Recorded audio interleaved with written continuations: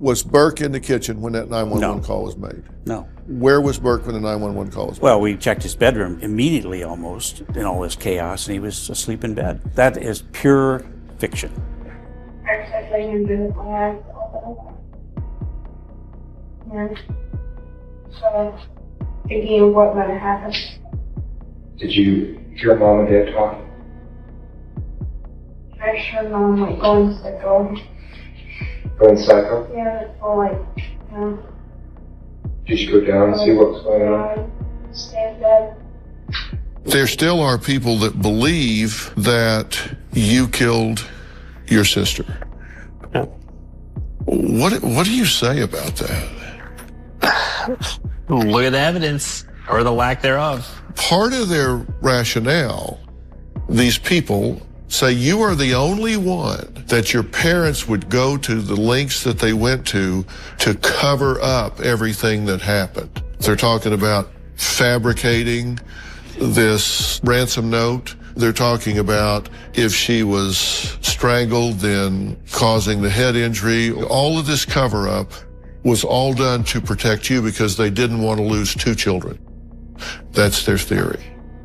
I don't know what to say that, because I know that's not what happened. There's been a few people that said it's not even physically possible for a 9-year-old to do that. Like, you won't find any evidence because that's not what happened. I know I didn't do it. And I know what you're talking about. I mean, they're saying the force of the blow, the actual act of the strangulation for a child that weighed 60 pounds at the time. Yeah. Just physically, it doesn't work. He says one of the reasons that he believes that you are the culprit here is that on the day of your sister's murder, you never asked about her welfare. Did you consciously not draw JonBenét? I don't really remember what was going through my head, but she was gone, so I didn't draw her.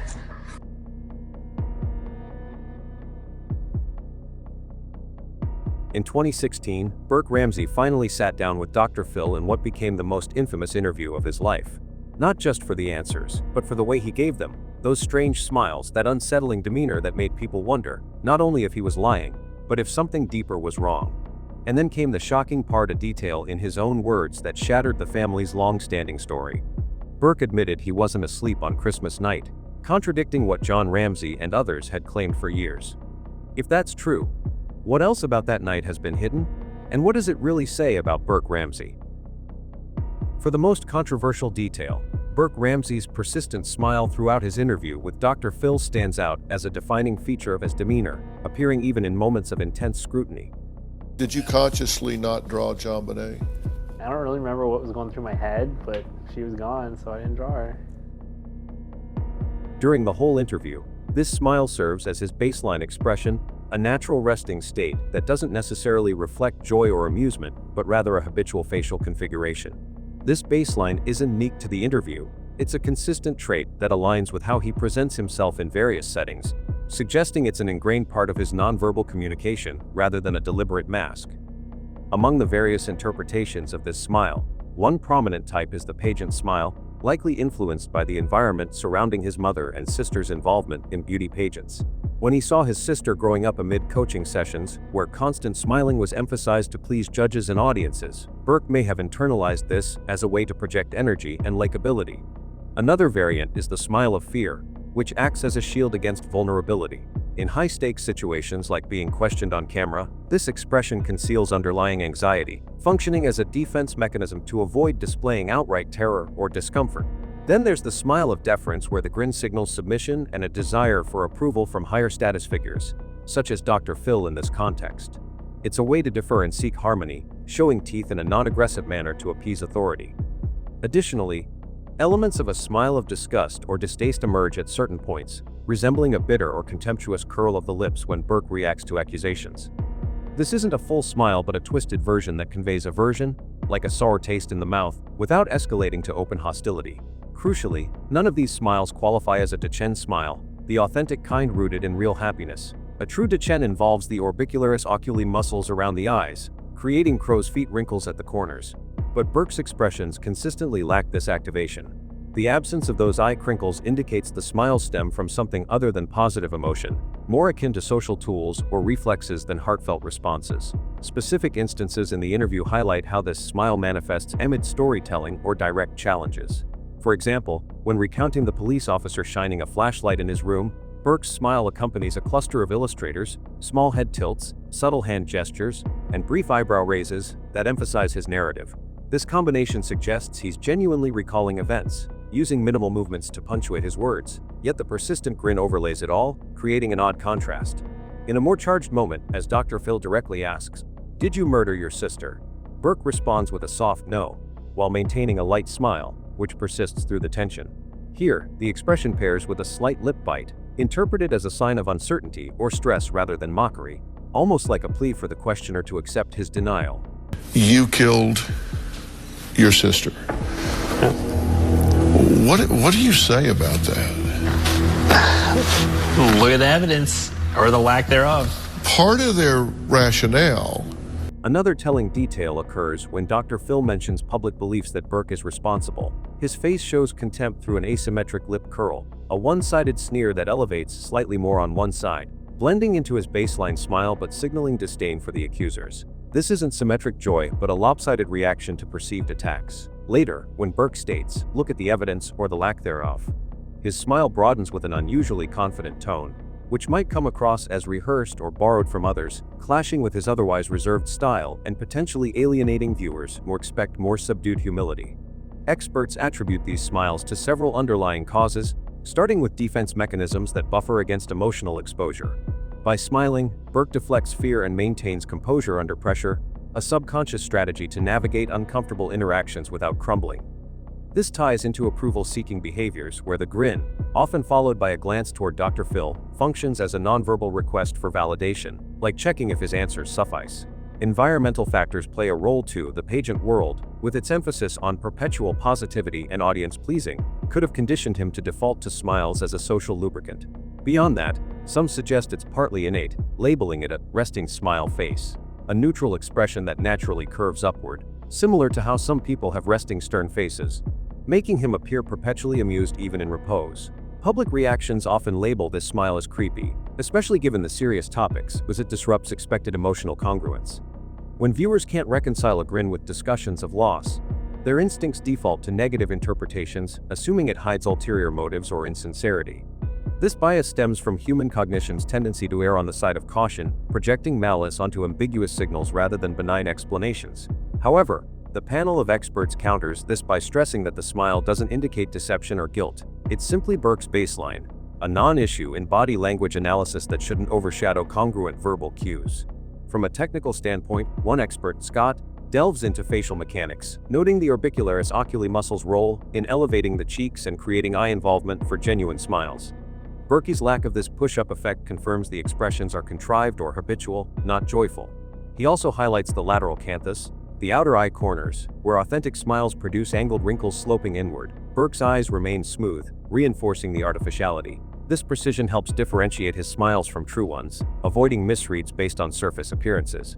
In particular reactions, the lip bite during the murder question adds a layer of apprehension, as if Burke is internally processing how he's perceived while holding the smile. When lowering his head slightly after such probes, it's not turtling, a deceptive chin tuck for protection, but a recoil, a subtle withdrawal from the verbal assault without full retreat. The confident smile during the evidence comment further illustrates how it can amplify perceived arrogance, as the vocal shift to a stronger pitch combines with the grin, making him seem less likable despite factual intent. Compared to past images bolsters the baseline theory. Photos from his mother's funeral or childhood snapshots show the same upward lip curve, present in neutral or somber contexts. This consistency rules out the smile as a situational anomaly, pointing instead to a lifelong trait unaffected by specific events. Psychologically, the smile allows Burke to replicate others' expressions for integration, mimicking social norms to blend in without revealing inner turmoil.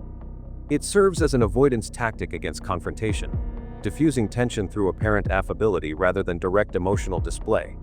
Beside the smiles, Burke Ramsey's physical demeanor during the interview reveals a consistently guarded posture, marked by minimal movement that aligns with what experts describe as small-scale demonstrative behavior. His gestures are restrained, with subtle hand motions or slight head tilts that barely register compared to more animated individuals, suggesting a defensive stance rooted in discomfort or a need to control his presentation. He often crosses his ankles in an open yet contained manner, a relaxed position that avoids the tight, defensive leg crossing associated with outright resistance, yet still hints at a cautious ease. At times, he pulls his sleeves over his wrists, a subtle act of covering that betrays feelings of insecurity, as if shielding vulnerable areas from exposure. During more intense questions, he leans back in his chair, tucking his hands between his thighs, a posture that seeks physical grounding and signals stress, as though anchoring himself against the verbal onslaught. Occasionally, he exhibits a recoil response, pulling his head back slightly without tucking his chin, distinct from the deceptive turtling posture, indicating a reflexive retreat from pressure rather than concealment. His eye movements further underscore this defensive state, showing patterns that oscillate between recall and avoidance. When reflecting on specific memories, such as his mother's frantic entrance, his gaze frequently drops to the 5 o'clock position, down and to the left, consistent with accessing auditory or emotional memories. In contrast, when discussing other events, like an authority figure's actions, his eyes shift to 3 o'clock, suggesting he processes these as separate incidents, a detail experts note as indicative of genuine recollection rather than fabrication. However, when faced with direct accusations, his eyes dart towards 7 or 8 o'clock, an exit search signaling a subconscious desire to escape the situation. His eye contact is inconsistent, often fleeting, with brief glances toward the interviewer to seek validation, as if checking whether his answers are acceptable. This avoidance, coupled with occasional returns to meet the interviewer's gaze, creates a pattern of seeking approval while sidestepping prolonged engagement, adding to the perception of guardedness. Hand and finger movements reveal a restless undercurrent, with frequent fidgeting that includes twisting fingers, light scratching, or rubbing his hands together. These actions, often involving slightly long nails digging into his palms, serve as self-soothing mechanisms to dissipate stress, a way to channel nervous energy without overt disruption. When narrating, he employs illustrators, gestures like mimicking a lying position or a flashlight's beam, that align with his words, suggesting authentic recall. Yet, the contrast between these purposeful motions and his fidgety habits, like nail picking or hand twisting, highlights a persistent tension, as if he's balancing storytelling with internal discomfort. These grooming behaviors, where he uses his nails to scratch or press into his skin, further indicate a defensive attempt to manage anxiety in real time. Breathing patterns also betray his unease, with audible exhales, deep sighs before responding, that act as stress valves, releasing tension before he speaks. His speech is peppered with softening phrases like, "I think," "like," "kinda," and "maybe," which dilute the certainty of his statements as hesitation or a need to soften the impact of his words. Many responses are curt, often just yep or no, aligning with a yes-no question style typical of introverted or neurodivergent individuals, potentially reflecting a discomfort with elaboration. However, occasional shifts to a bolder tone, as when he asserts, "Look at the evidence or the lack thereof," feel jarring against his usual softness, almost rehearsed, and can appear incongruous to expecting more consistent reserve. Facial expressions, beyond smiles, reveal additional layers of defensiveness. When accusations surface, like claims he harmed his sister, a fleeting look of disgust crosses his face, with a slight grimace signaling aversion. In moments addressing public suspicions, a contemptuous expression emerges, marked by an asymmetric lip curl, elevating one side more than the other, conveying disdain without overt aggression. When hit with particularly heavy questions, his face occasionally goes slack, a blank, stressed expression that experts call a stress face, where features droop under pressure. Recalling his mother's frantic cries, his eyes widen briefly, a flash of fear that suggests the memory still carries emotional weight despite his efforts to remain composed. When reviewing old footage himself as a child, Burke's reactions intensify his defensive posture. He shakes his head lightly, scratches his face, and fidgets with his feet, signs of embarrassment or a desire to disengage from the vulnerable memory. Holding a video game controller, he taps it gently against his head, a self-soothing gesture that experts interpret as an attempt to calm himself while confronting past images. His voice, when mimicking his mother's cry of, "Where's my baby?" is soft and flat, starkly unlike the frantic tone he describes, suggesting an attempt to distance himself from the memory's intensity, as if reliving it fully would be overwhelming.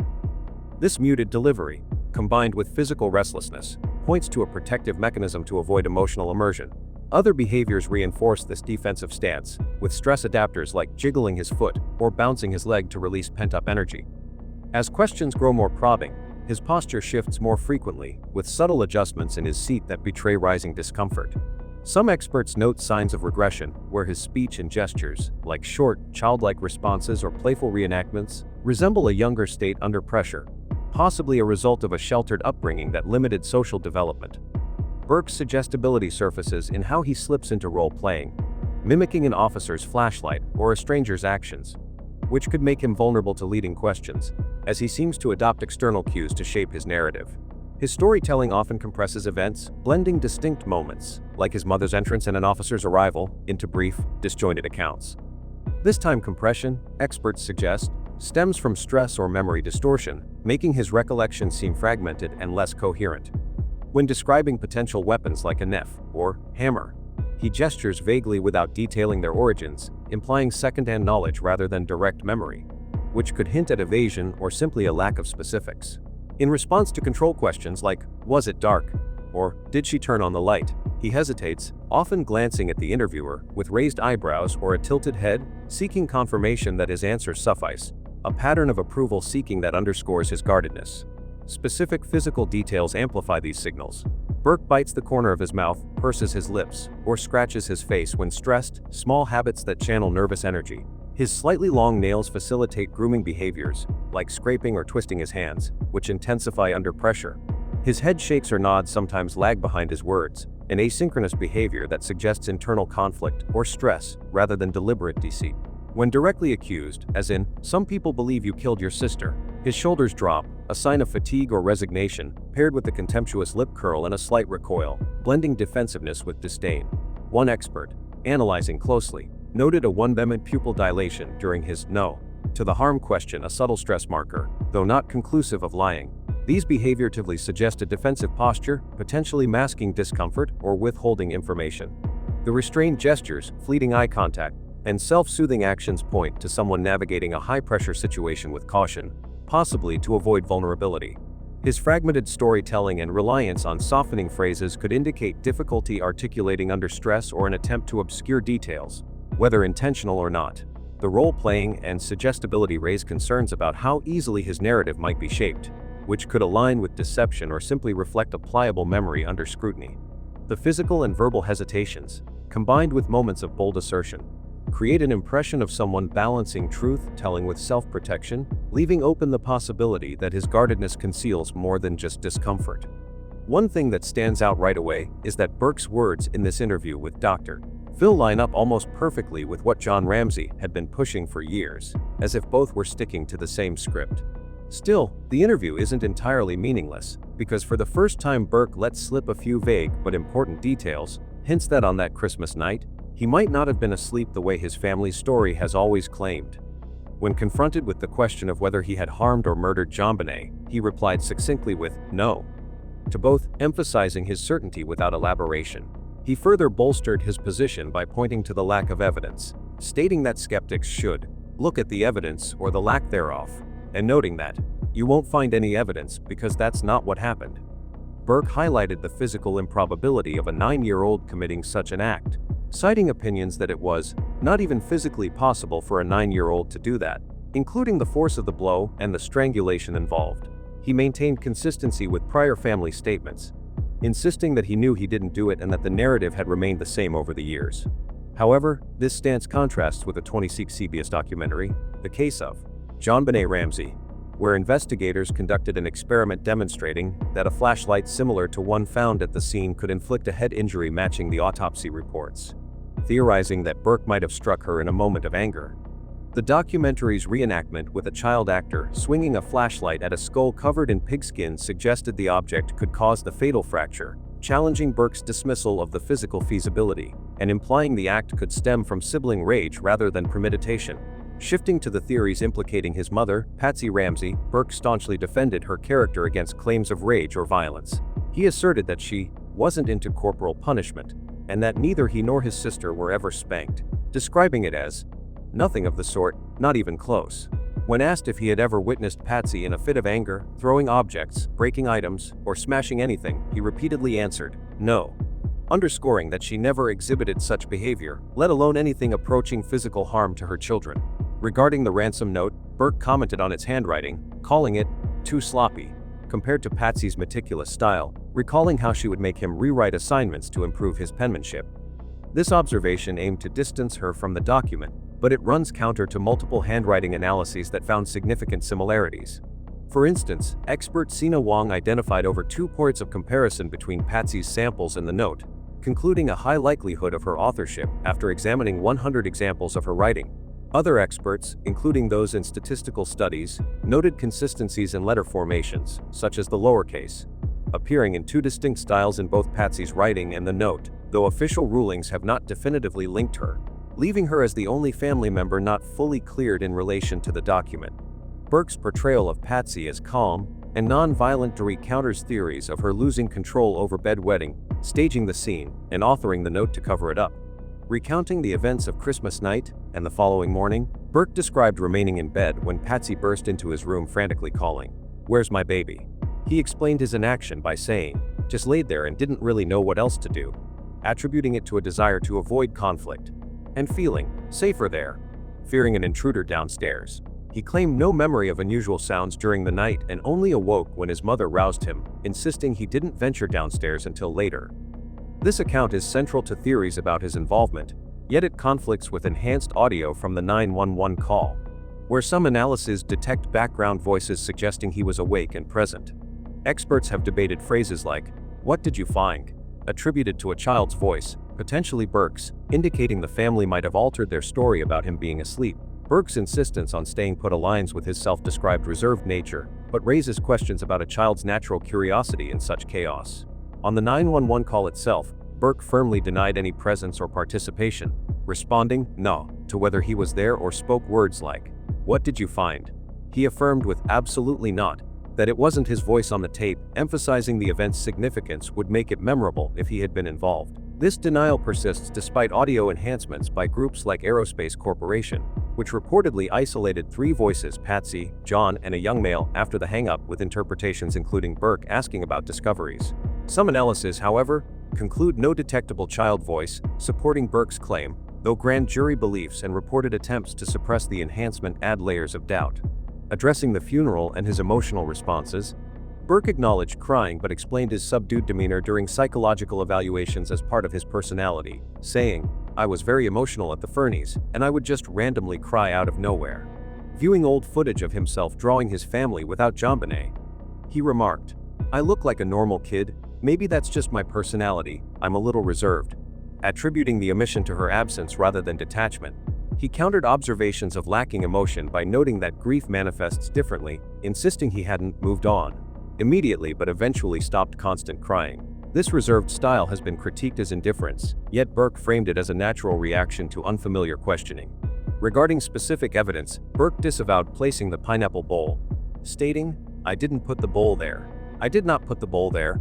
I would not do something like that," while admitting he could have eaten pineapple without specific recall. He denied using the flashlight or bat to strike JonBenét, saying absolutely not to hitting her with them, and affirmed he would have heard such an act due to the house's layout.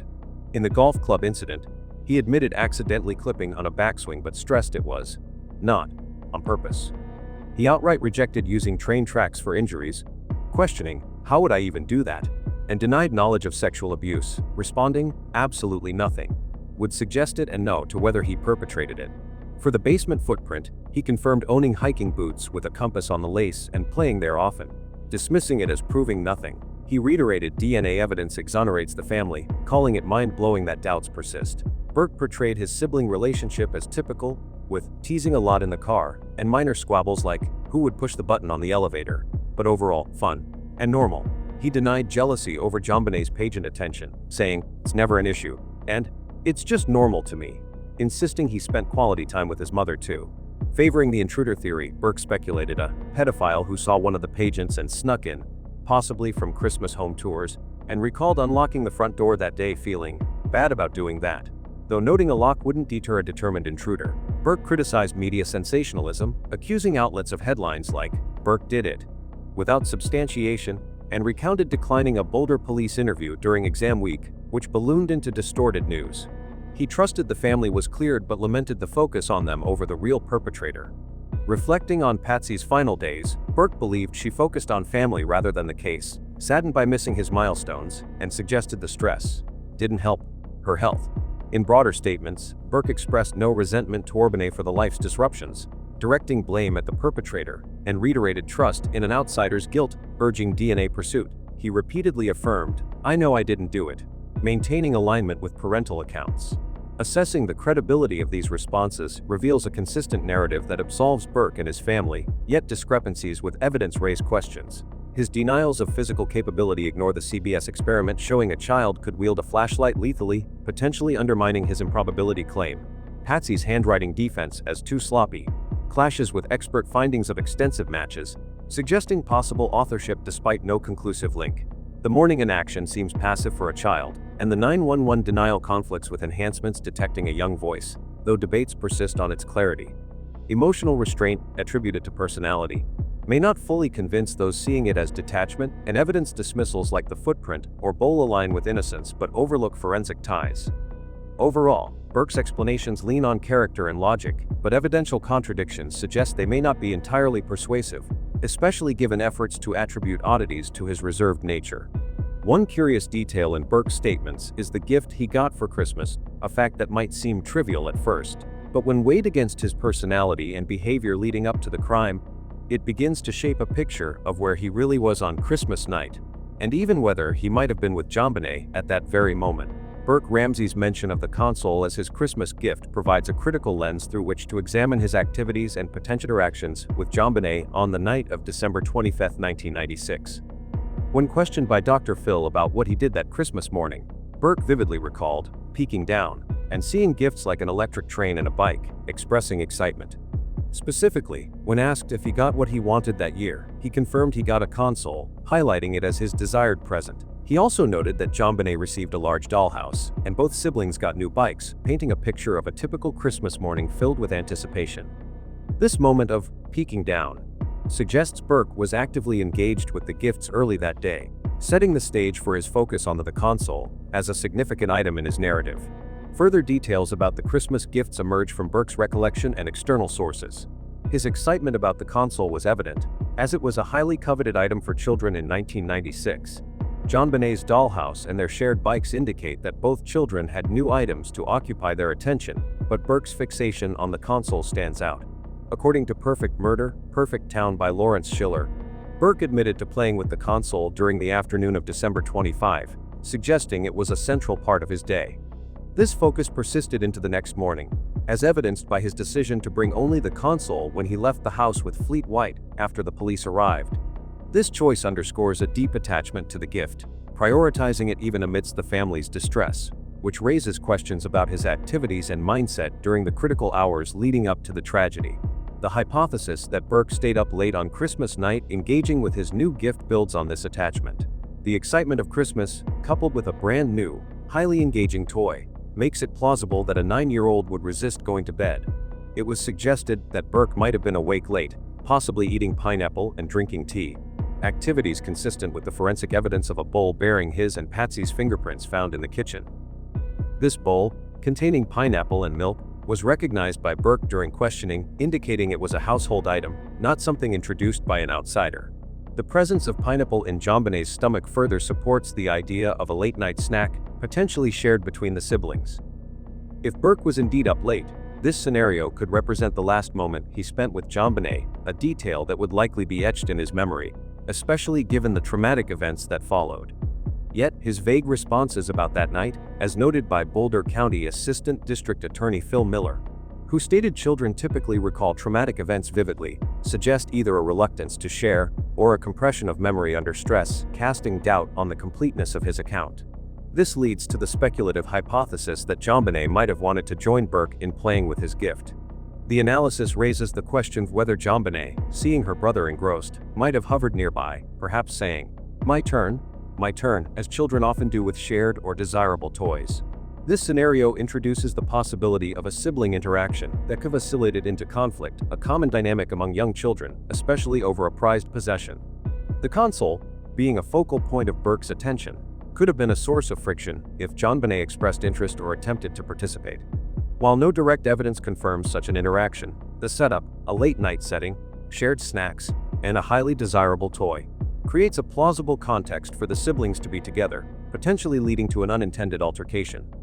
This hypothesis aligns with theories that a momentary lapse, rather than premeditation, could explain the events, supported by the physical evidence of the pineapple and the bowl's fingerprints, which place both children in the kitchen at some point. A comparative detail strengthens this hypothesis. Burke's older half-brother, John Andrew Ramsey, was also playing video games with a friend on Christmas night, as documented in Perfect Murder, Perfect Town. This parallel suggests that staying up late engaged in such activities was not unusual in the Ramsey household, reinforcing the likelihood that Burke was similarly occupied. The fact that Burke's friend, Megan, described him as really into computer games further supports the idea that he was deeply invested in his new toy, potentially to the point of staying up late. This pattern of behavior among the Ramsey siblings makes it reasonable to consider that Burke's late-night activity involved more than just solitary play, possibly including JonBenét's presence or interest, which could have sparked a moment of tension. The plausibility of this hypothesis hinges on the convergence of physical evidence and behavioral patterns. The bowl's fingerprints and JonBenét's stomach contents establish a late-night activity involving both children, while Burke's attachment to his gift provides a motive for staying up. The possibility of sibling rivalry over a desirable toy is a relatable dynamic, supported indirectly by the fact that Burke's focus on the console carried into the next day. However, his vague or selective memory, as noted by Miller's comment on children's recall of trauma, raises questions about whether he's withholding details, possibly due to coaching or fear of scrutiny. The 911 call audio, with disputed voices suggesting Burke's presence, adds weight to the idea that he was not asleep, potentially placing him in proximity to JonBenet during a critical moment. Yet, the lack of direct testimony about a specific interaction or conflict with JonBenet limits the hypothesis to circumstantial speculation, relying on the forensic markers and Burke's own admissions of wakefulness.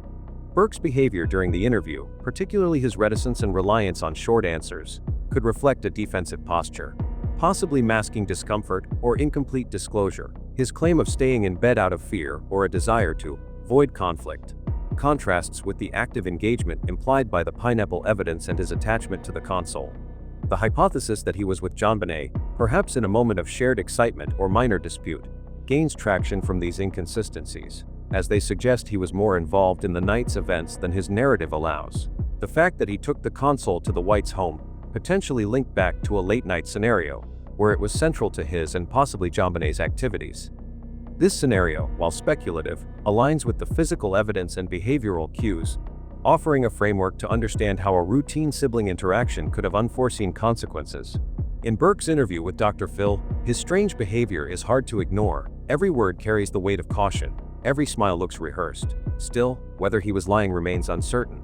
Keeping a single story alive for nearly 3 decades is almost impossible. Which leaves us with the question that never goes away: was Burke the killer? The truth is, some evidence suggests he wasn't. He may have been awake with JonBenet that night, but what he did falls short of explaining the full horror of this crime. The forensic evidence surrounding the injuries provides a compelling case for Burke Ramsey's non-involvement in the crime.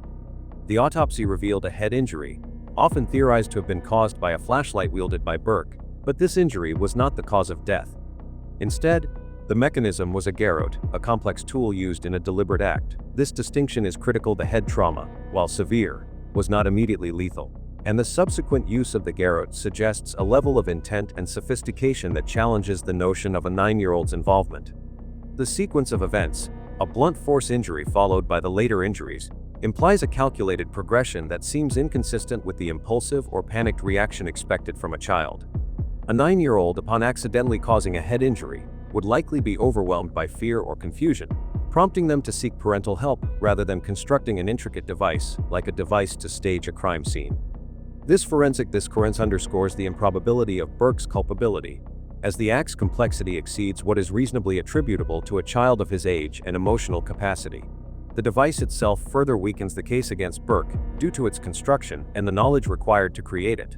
The device, made from materials associated with Patsy Ramsey, such as a paintbrush from her art supplies, required specific knot-tying skills and access not typically within a child's reach.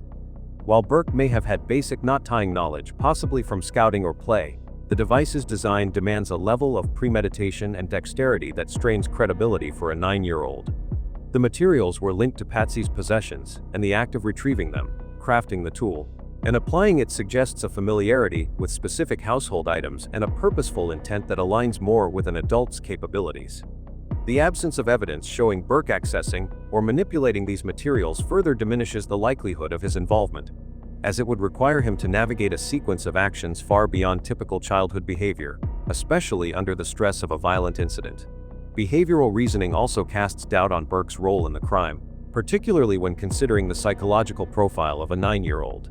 The progression from delivering a head blow to constructing and using a device implies a shift from an accidental or emotional act to a deliberate, cover-up-driven one.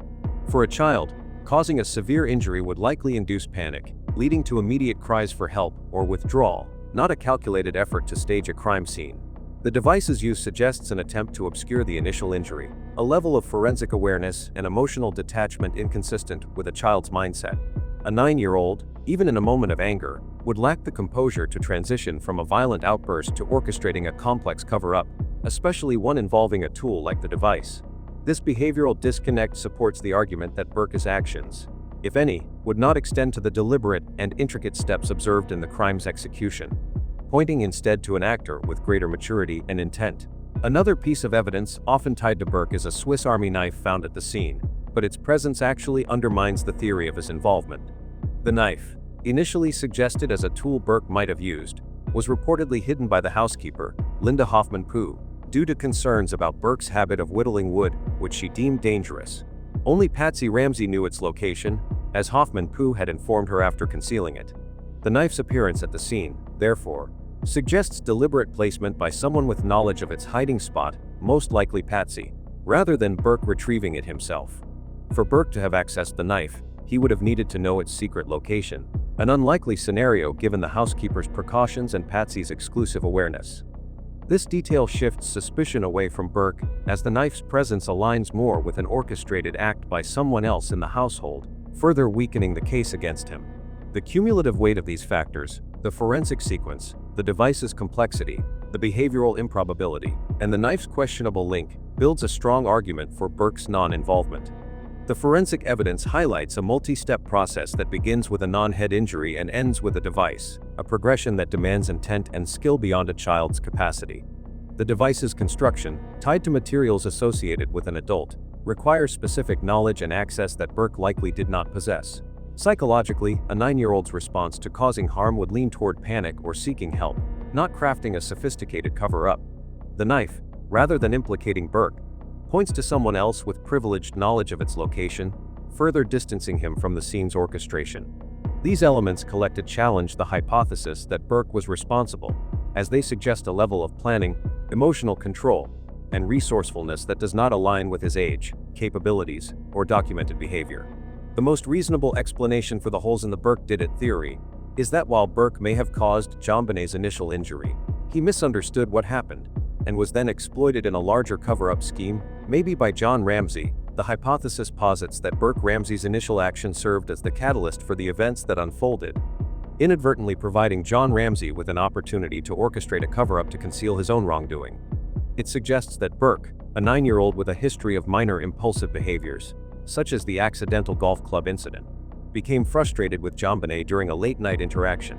In a moment of irritation, possibly over a shared activity or toy, perhaps with a heavy object like a flashlight, causing her to collapse unconscious. The theory emphasizes that this act was not premeditated or malicious but rather a spontaneous outburst typical of a child his age, lacking the intent to cause serious harm.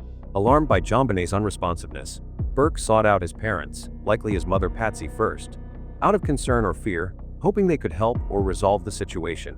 His decision to alert them reflects a child's natural instinct to turn to adults when faced with a crisis beyond their control, unaware of the severity of the injury or its potential consequences.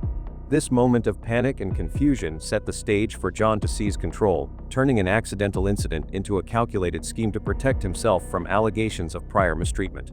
John's manipulation of Burke began immediately after he and Patsy assessed the situation and found JonBenét unresponsive, mistakenly believing she was dead. Recognizing the risk that an investigation could expose his own actions, John acted swiftly to ensure Burke's role remained minimal and contained. He instructed Burke to return to his room, stay in bed, and pretend to be asleep, emphasizing that he should not come out or speak to anyone until told otherwise. This directive was designed to isolate Burke from the unfolding chaos, preventing him from volunteering information or being questioned by authorities. By giving Burke a simple, clear instruction to feign sleep, John created an alibi that was easy for a child to maintain, requiring no complex details or elaborate lies. The simplicity of the story, claiming he was asleep all night, meant Burke could stick to without needing extensive coaching, reducing the risk of him slipping up under pressure. John leveraged Burke's youth and suggestibility, knowing a 9-year-old would likely comply with parental authority, especially in a distressing situation where he felt responsible or scared. John's strategy relied on exploiting Burke's limited understanding and emotional capacity to keep him on the periphery of the narrative. By sending Burke to his room, John ensured he would not witness or participate in the subsequent staging, limiting his exposure to the more incriminating aspects of the cover-up. The theory suggests John reassured Burke that staying quiet and following instructions would protect him from trouble, framing the directive as a way to shield the family rather than an admission of guilt. This approach capitalized on Burke's trust in his parents, particularly his father, who presented himself as calm and authoritative in contrast to Patsy's likely frantic state.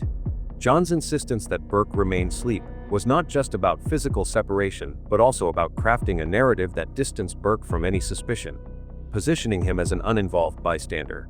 This manipulation extended to how John handled interactions with authorities, reinforcing to police that Burke knew nothing and was asleep, effectively shielding him from scrutiny while redirecting attention elsewhere. The hypothesis further posits that John used Burke's minor role as a springboard to shift blame toward Patsy, ensuring the focus remained on her actions rather than his own. By keeping Burke out of the way, John could control the narrative without worrying about contradictory statements from his son. Burke's compliance, driven by a combination of fear, confusion, and obedience, allowed John to manipulate the situation without needing to involve him in the more elaborate aspects of the staging. The theory suggests John deliberately kept Burke in the dark about the full extent of the plan, ensuring he only knew to stick to the asleep story. This limited involvement meant Burke's role remained that of an unwitting trigger, a child who acted impulsively but was then sidelined by an adult with a far more calculated agenda. John's ability to present himself as a steady, rational figure enabled him to guide Burke's behavior without arousing suspicion, using the boy's natural deference to parental authority to maintain control over the family's response. This manipulation extended to how John managed Burke's interactions in the aftermath, ensuring his son's narrative remained consistent with the family's broader story. By instructing Burke to stay in his room, and later arranging for him to leave the house with a family friend, John minimized opportunities for Burke to be questioned directly, reinforcing the pretense of his unawareness. The theory suggests that John's calm demeanor and clear instructions made it easy for Burke to comply, as a child in such a high-stress situation would likely cling to a simple directive rather than challenge it. This dynamic allowed John to exploit Burke's action as the initial spark without implicating him in the subsequent, more deliberate acts, preserving Burke's role as a peripheral figure while John orchestrated the cover-up to protect himself from exposure. For more details about the role of Patsy Ramsey, John Ramsey's strategy to shift blame to Patsy forms a central pillar of the hypothesis that he manipulated the situation to conceal his own mistreatment of JonBenét. Recognizing the risk that an investigation could expose his prior actions, John is theorized to have seized the opportunity presented by Burke's accidental striking of JonBenét to orchestrate a cover-up that would deflect suspicion onto his wife. He allegedly convinced Patsy that the entire family faced dire consequences, legal trouble, loss of custody, or financial ruin if JonBenét's injury was reported as an accident involving Burke. By exploiting her emotional distress and trust in him, John persuaded Patsy to participate in staging a kidnapping scenario, ensuring that her actions would leave a trail of incriminating evidence. He instructed her to take on key tasks, such as writing a ransom note, while he maintained a minimal visible role, positioning himself as a bystander who was asleep during the critical events. This manipulation capitalized on Patsy's panicked state, making her believe the family's survival depended on following his plan, thus entangling her in actions that would make her appear culpable. A critical component of John's strategy was to involve Patsy directly in creating the ransom note, a document designed to support the kidnapping narrative.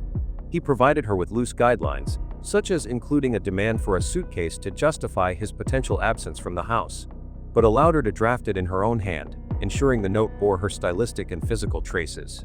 John's calm and rational demeanor contrasted sharply with Patsy's emotional turmoil, enabling him to guide her actions while maintaining plausible deniability. He allegedly encouraged her to use references familiar to her, such as a Bible passage or an amount tied to his bonus. Knowing these details swayed the note to her personal knowledge and habits. By having Patsy handle the physical creation of the note, including using her notepad and pen, John ensured that her fingerprints and handwriting would be prominent, creating a direct link to her without implicating himself. This move was calculated to make Patsy the focal point of any scrutiny, as the note's flaws and personal references would naturally draw suspicion to her. Beyond the note, John's strategy extended to orchestrating the broader staging of the scene to further entangle Patsy. He directed her to perform tasks that would leave her mark on the crime scene, such as handling materials associated with her, like a paintbrush from her art supplies. While Patsy believed these actions were part of a collective effort to protect the family, John's intent was to ensure that physical evidence pointed primarily to her. He avoided direct involvement in these visible aspects of the staging, instead focusing on tasks that would minimize his and Burke's traces, such as wiping down surfaces or disposing of his own clothing. By assigning Patsy the more overt roles in the cover-up, John positioned her as the primary actor in the eyes of investigators, leveraging her emotional vulnerability to ensure her compliance without raising her suspicion about his true motives. This division of labor allowed him to maintain a clean narrative of being unaware until the morning, while Patsy's actions accumulated incriminating evidence. The hypothesis posits that John further manipulated the situation by altering the initial plan to remove the body from the house, a decision that kept Patsy's involvement central. Originally, the plan involved staging a kidnapping with the body disposed of elsewhere, but John, wary of the personal risks of being seen, shifted to keeping the body in the house. He convinced Patsy that they could still use the ransom note to create confusion by inviting friends over, suggesting the note would serve as a pretext to involve them and potentially shift blame. This change ensured that Patsy's actions, such as placing the note on the floor and calling friends, remained prominent, while John's role stayed obscured. He reinforced this by ensuring Patsy had no time to shower or change, leaving her physical evidence, fibers, fingerprints intact while he took steps to eliminate his own, such as showering. This strategic shift kept Patsy at the forefront of the narrative, as her visible distress and involvement contrasted with John's composed detachment, further aligning the evidence with her. John's manipulations fitted to exploiting Patsy's trust in his leadership, convincing her that the family's unity and survival depended on following his directives. He framed the cover-up as a necessary act to protect Burke and their social standing, knowing that Patsy's fear of losing her family or status would compel her to comply. By keeping her busy with tasks like writing the note and contacting friends, John ensured she had little time to question the plan or notice his selective evidence handling. His calm demeanor reinforced her reliance on him, masking his intent to make her the scapegoat. The ransom note, with its personal references and flawed execution, was deliberately left in her voice, as John anticipated its scrutiny would point directly to her. This calculated manipulation ensured that Patsy's actions would dominate the investigation's focus, while John maintained a minimal, defensible role, claiming ignorance of the night's events. The key evidence supporting this hypothesis lies in the physical and behavioral traces that align with John's strategic manipulation.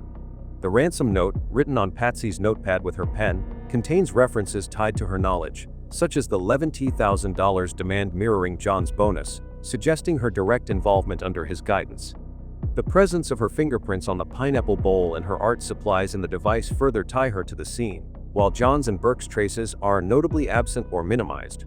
Burke's simple alibi of being asleep, requiring minimal coaching, contrasts to Patsy's complex and contradictory narrative, indicating she was burdened with the most incriminating tasks. The 911 call, with disputed audio suggesting Burke's presence, supports the idea that he was awake but coached to stay silent, aligning with John's directive to keep him out of scrutiny. John's immediate provision of the notepad to investigators, rather than withholding it, suggests an intent to direct suspicion toward Patsy. These elements collectively point to a deliberate strategy where John used Burke's minor role as a catalyst to entangle Patsy, protecting himself from mistreatment allegations while making her appear responsible for the crime's orchestration. From a more lenient perspective, this case, with Burke at its center, was the result of unfair treatment between members of the Ramsey family. From the observations of those who spent time in the home, like the housekeeper Linda Wilcox, it was clear that Patsy had a way of channeling her energy into specific projects, and once JonBenét entered the picture more prominently, Burke's needs seemed to fade into the background. Wilcox recalled arriving for her shifts and noticing how the children's habits reflected a lack of consistent guidance. Burke, at around 7 years old, would frequently whittle with his Red Scout knife, scattering wood shavings across the floors without any thought to cleaning up. It wasn't just a childish oversight, it was a pattern that went unchecked. When Wilcox suggested to Patsy that she talk to Burke about it or take the knife away, Patsy's response was dismissive. She admitted she didn't know what else to do besides confiscating it, but even then, The issue lingered until Wilcox herself hid the knife in a cupboard near JonBenét's room. This incident highlighted how Burkett's behaviors were often tolerated rather than addressed, as if his actions were secondary concerns in the bustling household. Meanwhile, JonBenét's activities, from her Shirley Temple movie marathons to her pageant preparations, consumed much of Patsy's focus, leaving Burke to navigate his own world with less intervention. One particularly telling moment came during an Easter celebration, as recounted by Wilcox. JonBenét had been dressed in a special, one-of-a-kind outfit that cost around $90, complete with intricate details that made her the center of admiration at the family gathering. Everyone was oohing and ahing over her appearance after the Easter services, praising her cuteness and poise. Burke, feeling the sting of being overlooked, turned to his mother and asked, "Mom, am I fat? What's wrong with me? Everybody's oohing and ahing over her." Patsy's response, as Wilcox remembered, was to brush it off lightly, not delving into his feelings of inadequacy. This wasn't an isolated event, it underscored a dynamic where JonBenét's charm and activities drew the spotlight, while Burke's questions about his own worth went unaddressed. Later that week, when Patsy and her mother Nadra were shopping at Walmart, they spotted a dress identical to JonBenét's hanging as a display above the fabric section. They were furious, feeling insulted that a mass-market store would replicate something so special to their daughter. Nadra and Patsy ranted about it, emphasizing how unique JonBenét's wardrobe was. But there was no similar investment in making Burke feel equally valued. His clothes were often hand-me-downs or less thoughtfully chosen, reinforcing the sense that his presence was less of a priority. Family friends also noted this imbalance. Judith Phillips, who had known the Ramseys for years and often visited their home, described how Burke had been the absolute apple of Patsy's eye when he was born, the first child, doted on with undivided attention. But then JonBenet arrived, a lively little girl who quickly became the focal point of the family's affections. Phillips observed that Burke could well have felt jealous, as the attention shifted dramatically. She recalled seeing Burke as quiet and reserved, deeply immersed in his computer games and technology, almost as if he had retreated into a solitary world to cope.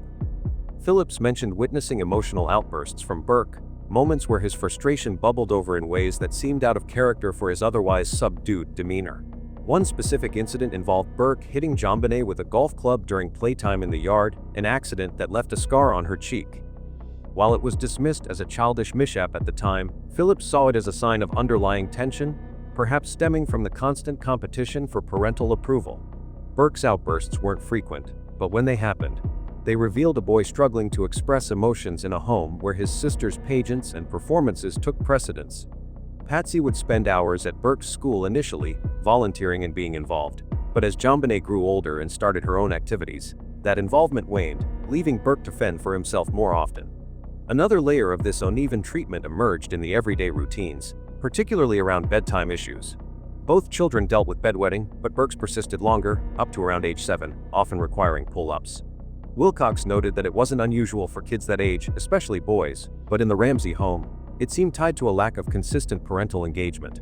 Patsy and John were described as somewhat lazy in addressing it, not pushing for routines or solutions as diligently as they might have. For instance, John once casually asked Wilcox to change Burke's sheets on a Monday morning after a wet night, without much follow-up. Meanwhile, JonBenet's similar issues were handled with more patience as she became Patsy's project. With plastic covers and quick cleanups, Burkett's bedwetting episodes were just another mess to tidy, not a prompt for deeper concern about his emotional state. This hands-off approach extended to other habits. The children were allowed to leave socks, shoes, toys, and books scattered everywhere. But it was Burke's whittling debris that particularly irked the adults, yet no firm boundaries were set. Wilcox felt that the kids weren't taught responsibility, leading to a sense of neglect for Burke, who navigated these expectations alone while his sister received more structured attention through her lessons in music, dance, and pageants. Unusual behaviors further illustrated the potential fallout from this dynamic. Reports from those close to the family, including insights from books and interviews, pointed to incidents where Burke smeared fecal matter in various places around the house. One disturbing account described him spreading it on the bathroom wall, another on a box of candy that had been a Christmas gift for JonBenet, and even a grapefruit-sized amount found in the bathroom. These acts weren't everyday occurrences, but they happened enough to raise eyebrows among the household staff. The housekeeper at the time noted cleaning up after such messes without much reaction from the parents, who seemed more focused on maintaining appearances than probing why Burke might engage in such regressive behaviors. Family friends speculated that these could be cries for attention in a home where JonBenét's vivacious personality and achievements dominated conversations and activities. Burke's world revolved around his group of friends and sleepovers. But unlike JonBenét, who occasionally stayed at others' homes, his invitations weren't reciprocated as often, perhaps because the family's energy was poured into her schedule. He played in the basement with his train set, a dark and cluttered space that JonBenet avoided because it scared her, further isolating him in his playtime. The flood incident in the house over Thanksgiving break offered another glimpse into how Burke's comfort was sidelined. A painter had left a window open in John's bathroom, causing hot water to run for days and flood multiple floors, including Burke's room, which was hit the hardest. Wilcox spent hours extracting water with her steam cleaner, noting how the damage seeped into every corner. When the family returned, John's immediate reaction was anger at the painter. But there was little discussion about how the disruption affected Burke. His room, already a space where he spent time alone with his toys and games, was left in disarray longer than necessary, with the focus shifting to insurance claims and repairs rather than ensuring his environment was restored quickly. Nadra, Patsy's mother, complained about Burke not being able to open his window due to missing screens during the painting process, highlighting a brief moment of advocacy. But it was fleeting amid the chaos. This event, like others, showed how practical inconveniences for Burke were treated as afterthoughts, while JonBenét's needs, like her pageant dresses being protected or her videos for bedtime, were prioritized. Psychological research sheds light on how such patterns of parental favoritism can shape a child's development, often leading to quirks in personality that stem from unmet emotional needs. Studies on parental differential treatment reveal that when one sibling is consistently favored, through more affection, privileges, or attention, it fosters feelings of rejection in the less favored child, contributing to low self-esteem and a pervasive sense of inadequacy. For instance, equity theory in family dynamics suggests that this imbalance reduces overall closeness among siblings and heightens tension, as the non-favored child perceives the relationship as unjust. In Burke's case, the shift from being the center of Patsy's world to watching his sister absorb that role could have amplified these effects, manifesting in social withdrawal. He became quiet and reserved, preferring solitary activities like computer technology, which aligns with research showing that neglected children often retreat inward to avoid further rejection. This withdrawal isn't mere shyness, it's a coping mechanism rooted in the fear of comparison, where engaging socially risks highlighting one's perceived shortcomings. Moreover, favoritism is linked to heightened risks of depression and anxiety, as the constant message of being less than erodes self-worth over time. Longitudinal studies, such as those examining midlife sibling relations, indicate that recollections of childhood favoritism predict ongoing tension and reduced psychological well-being, with effects persisting regardless of age. The favored child might experience performance anxiety, but the non-favored one often develops an independent streak that borders on isolation, avoiding dependencies that could lead to more hurt. Bedwetting or enuresis can be exacerbated by this stress, while it has genetic and developmental components. Emotional turmoil from family dynamics, like feeling overshadowed, triggers it by disrupting sleep patterns and increasing cortisol levels, which affect bladder control. In families where one child's issues are addressed more promptly, the other might internalize shame, prolonging the problem and embedding it as a symbol of neglect. Outbursts and regressive behaviors, such as fecal smearing, can also trace back to these imbalances. Psychological literature on child development notes that such acts often signal unresolved frustration or a bid for attention in environments where verbal expression of emotions isn't encouraged. When favoritism creates sibling rivalry, the less favored child might act out in extreme ways to reclaim notice, even if negative. Research from sources like the Within Family Differences study shows that perceived maternal favoritism not only strains relationships but can lead to behavioral problems, including risky or attention-seeking actions. For a child like Burke, who transitioned from favored to secondary status, these manifestations, quiet withdrawal punctuated by emotional flares, reflect a personality molded by inconsistency. The pressure to conform without equal support fosters quirks, like obsessive focus on solitary hobbies, as a shield against vulnerability. Favoritism's ripple effects extend to long-term mental health, with studies linking it to higher depressive symptoms in adulthood.